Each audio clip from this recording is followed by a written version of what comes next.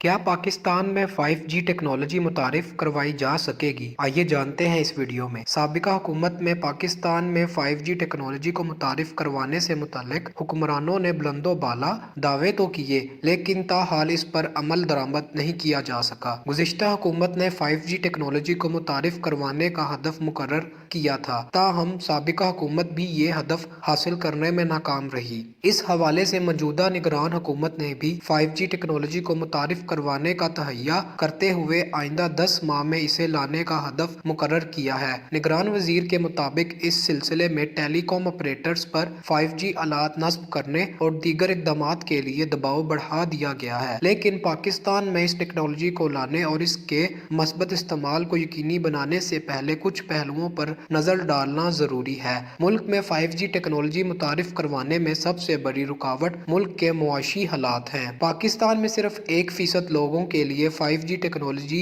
Device تک رسائی ممکن ہے، جبکہ عالمی سطح پر وہ ممالک جہاں یہ ٹیکنالوجی متعارف کروائی گئی وہاں پہلے سے ہی 17% افراد کے پاس یہ سہولت موجود تھی۔ اگر فرض کریں کہ پاکستان میں 50 لاکھ صارفین کے لیے اس ٹیکنالوجی کو متعارف کروایا جائے تو ملک میں 30 لاکھ ڈیوائسز اور درآمد کرنا ہوں گی، اور مثال کے طور پر ایک ڈیوائس کی قیمت $250 ہو تو 30 لاکھ ڈیوائسز کے لیے ملکی خزانے سے $750 ملین خرچ کرنا پڑیں گے۔ اس کے علاوہ اس میں 5G تنصیبی آلات کے اخراجات کو بھی شامل کیا جائے تو صرف پاکستان کے 3 بڑے شہروں میں اس کی مالیت $1 بلین تک پہنچ جائے گی، یعنی موبائل فونز اور آلات کی لاگت کل ملا کر $1.5 بلین ہوگی، جو پاکستان اور IMF کے درمیان ہونے والے $3 بلین بیل آؤٹ پیکج کا تقریباً 55% ہے۔